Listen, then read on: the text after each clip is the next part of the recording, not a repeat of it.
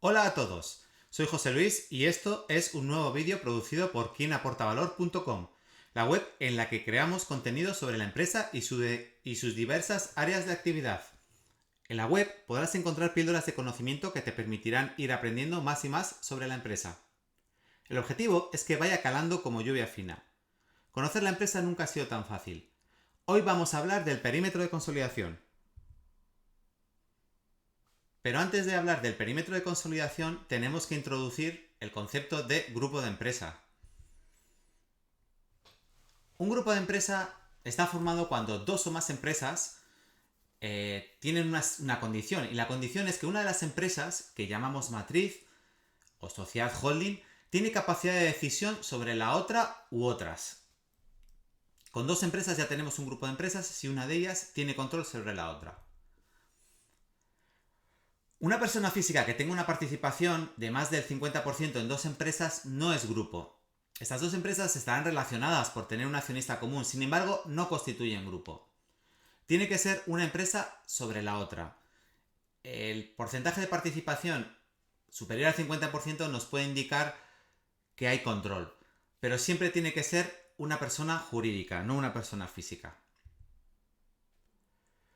La capacidad de decisión normalmente proviene, como hemos comentado, de tener una participación mayor del 50%. Sin embargo, en el mundo hay otras formas que no son tan evidentes para tener el control. Y ese control a veces no es tan evidente porque está reflejado a través de pactos o acuerdos de accionistas. Un grupo de empresa, dependiendo de la estructura del mismo, puede tener uno o varios grupos. Por lo tanto, tenemos la matriz del grupo y la matriz de subgrupo, que a su vez es una filial de la matriz principal. Parece un poco lioso. Voy a profundizar un poquito más. Tenemos una holding principal, que a su vez tiene el control en varias empresas. El control sobre una de ellas, que a su vez tiene otras sociedades a las que también tiene el control. Entonces es como que tenemos un subgrupo dentro del grupo. Entonces hay una sociedad que es la matriz del subgrupo, que a su vez es una filial de la matriz principal. Al final, considerando en función de dónde nos pongamos, tenemos un grupo en un lado o otro grupo, el grupo principal, arriba del todo. Aquí la cosa se puede complicar todo lo que queramos y más. Luego veremos algunos ejemplos que quizás nos den un poquito más de luz.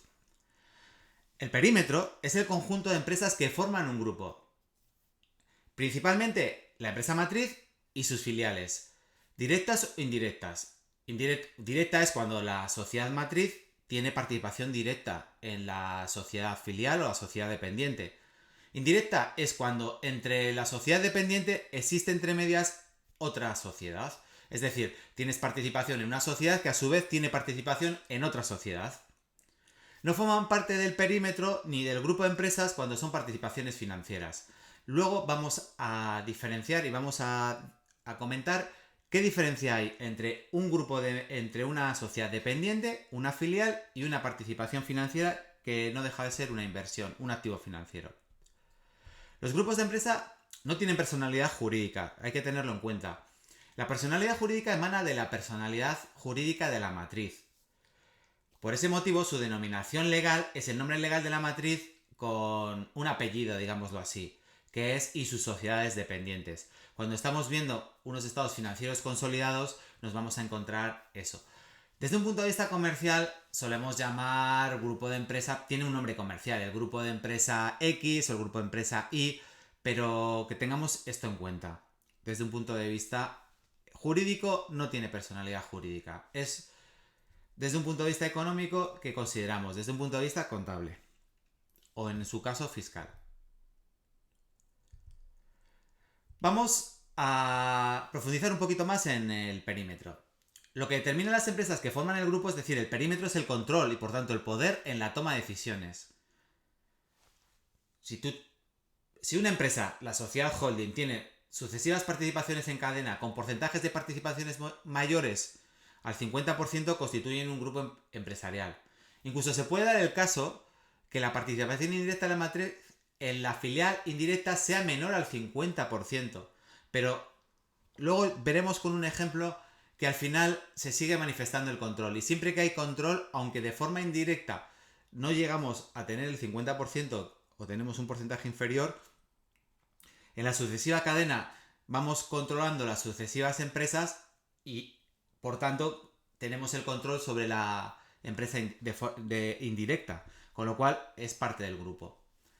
Una participación financiera normalmente se identifica porque ninguna empresa del grupo, matriz o sociedades dependientes tienen un porcentaje superior al 50% de forma directa. Eso nos lo identifica, ¿no? Salvo que, como hemos dicho, existan pactos de accionistas u otras formas de control más complejas, pero no es el común de los casos. Incluso se puede dar el caso muy extraño de que exista una participación indirecta en la filial que sea superior al 50%, pero como no tenemos el control, no tenemos una participación directa en ninguna de nuestras filiales que sumen más del 50%, pues no tenemos, no entraría a formar parte del perímetro y de la empresa del grupo. Una participación financiera tiene la consideración de activo financiero, como cualquier otro activo. Establecer el perímetro y sus cambios es el primer paso en la elaboración de las cuentas anuales consolidadas en grupos de empresa. Cuando estamos elaborando unas cuentas consolidadas, el primer trabajo que debemos realizar es el perímetro de consolidación. Es más, el perímetro de consolidación tiene que estar actualizado mes a mes, con todas sus altas y con todas sus bajas. Porque un grupo de empresa, igual que la empresa, tiene una serie de movimientos que pueden hacer variar ese perímetro de consolidación. Hemos introducido una serie de conceptos, no demasiados para tratar de que queden las ideas claras, pero estamos seguros que van a quedar muchísimo más claras con este ejemplo. Hemos hablado de grupo, hemos hablado de participación directa, participación indirecta, subgrupo, vamos a verlo. Tenemos la matriz, la empresa holding, también llamada holding. Tenemos una serie de empresas que hemos llamado a día de hoy participación financiera, filial 1, filial 2, filial 3, filial 4, participación financiera. Entonces, vamos a analizarlo. La matriz tiene un 100% en la filial 1. La filial 1 es, por tanto, sociedad dependiente de la matriz. La matriz tiene el 50,1% de la filial 2. Como tiene más de un 50%, estamos asumiendo que hay control, la matriz tiene poder de decisión sobre la filial 2, es empresa del grupo. Por otro lado tenemos la filial 3, de la que la matriz tiene un 75%, también. Y como hemos comentado, hay control, hay toma de decisión en la filial 3 por parte de la matriz, porque tiene la participación mayoritaria, con lo cual es empresa del grupo. ¿Cuál es la particularidad? Que esta filial 3, a su vez, tiene una filial, que hemos llamado filial 4, filial de la que tiene el 60%, con lo cual la filial 3 tiene el control en la toma de decisiones de la filial 4. Es un subgrupo dentro del grupo. Pero si analizamos la línea de participación indirecta, estamos viendo que la matriz tiene un 45% de participación indirecta en la filial 4. ¿Cómo llegamos a este 45%? Pues multiplicando el 75% que tiene la filial 3 y el 60% que la filial 3 tiene en la filial 4. Podríamos llegar a pensar que la filial 4 no forma parte del grupo principal, porque la matriz tiene una participación del 45%. No, es grupo. ¿Por qué es grupo? Porque no hay que analizarlo así, hay que analizarlo secuencia a secuencia, paso a paso. La matriz tiene un 75% en la filial 3, por lo tanto puede tomar las decisiones que considere oportuno, porque tiene el control en la filial 3. Puede decidir, por tanto, lo que decida la filial 3, lo que tiene que decidir la filial 3. La filial 3, a su vez, tiene el control en la filial 4, porque tiene un 60%. Y recibe instrucciones de la matriz. Con lo cual, a pesar de que la matriz tiene una participación indirecta del 45%, la matriz tiene el control sobre la filial 4, a través del control que tiene la filial 3. Vamos a ver otro caso. Tenemos lo que hemos llamado participación financiera. La matriz tiene un 49%. Como tiene un 49%, que no es el 50%, no tiene control sobre la participación financiera. No puede hacer y deshacer a su antojo, porque no tiene la mayoría de votos. Entonces, no hay control. ¿Qué pasa? Que la participación financiera tiene a su vez un 40% en otra participación financiera. Esta segunda participación financiera, a su vez, está participada por la filial 1 al 40%. Entonces, la matriz de forma indirecta, en esta segunda participación financiera, tiene un 100% en la filial 1, un 49% en la participación financiera y un 40 y 40 a través de sus participaciones directas. Lo que hace que la participación indirecta de la matriz sobre la participación financiera 2 sea de un 59,6. ¿Por qué hemos puesto esta participación fuera del grupo? Porque, como hemos comentado anteriormente, hay que hacerlo de forma secuencial. Secuencia, paso a paso. La matriz 1 tiene el control en la filial 1, evidentemente. La filial 1 tiene un 40% de participación financiera. Entonces puede trasladar las decisiones que la matriz le haya encomendado. Con lo cual, esa participación financiera 2 se verá influenciada por la filial 1 en ese 40%. Pero la matriz, al no tener el control de la participación financiera puede 1, la que tiene a su vez otro 40% de la participación financiera 2, puede tomar decisiones en contra de las que tome la matriz. Porque no está controlada por la matriz. Entonces, ese 40% no está controlado por la matriz. La matriz solo controla un 40%, aunque desde un punto de vista de participación indirecta y de derechos económicos, por decirlo de una forma, tiene un 59,6%. Son dos casos extremos que nos indican el límite para considerar a una empresa como parte de un grupo y para saber cómo confeccionar y elaborar un perímetro de consolidación. Como hemos comentado, los perímetros de consolidación, igual que vienen a establecer el movimiento que hay en un grupo. Con lo cual hay entradas y salidas.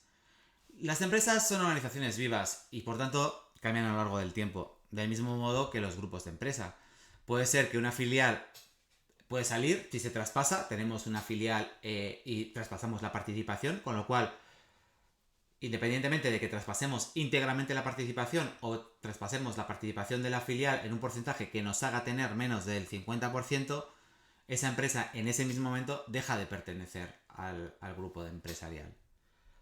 Del mismo modo, puede pasar que nosotros, una empresa que no está dentro de nuestro grupo de empresas o que no está dentro del perímetro de consolidación, adquiramos una participación de control, o bien porque la adquirimos de una, o porque teniendo ya una participación, adquirimos una participación adicional que nos hace superar el 50% y por tanto empezamos a tener el control de la empresa.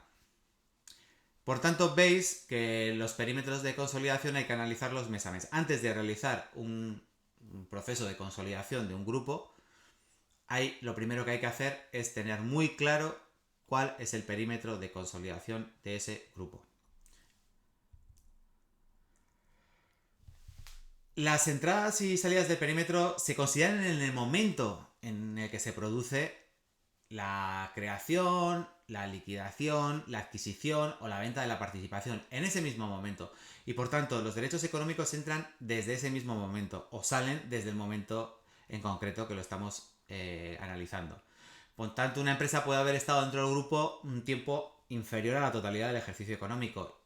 Y en cuanto a temas económicos, tenemos que considerar solo la parte del tiempo en la que dicha empresa ha estado y ha formado parte del grupo empresarial. Bueno, esto ha sido una píldora más de conocimiento. En este caso hemos hablado de perímetro de consolidación. Seguiremos hablando de temas de consolidación financiera, que consideramos que es un tema que puede ser interesante porque no es tan conocido. Esperamos que este vídeo haya sido de utilidad. Cada semana un vídeo nuevo sobre algún tema nuevo en el canal de YouTube, o sea que permanecer atentos. Además también podéis acceder a la web quienaportavalor.com. En ella encontraréis una serie de podcasts y artículos y del blog que os pueden ayudar a comprender un poquito más diferentes áreas que estamos tocando, diferentes áreas de conocimiento sobre el mundo de la empresa, de las que vamos a ir hablando a lo largo del tiempo. Si os ha gustado, suscribiros al canal y por supuesto comentarnos si queréis que hablemos sobre algún tema en específico que os preocupe o que os interese, o de alguno de los temas que hayamos hablado, si entendéis que sería interesante profundizar. Un fuerte abrazo y nos vemos la semana que viene.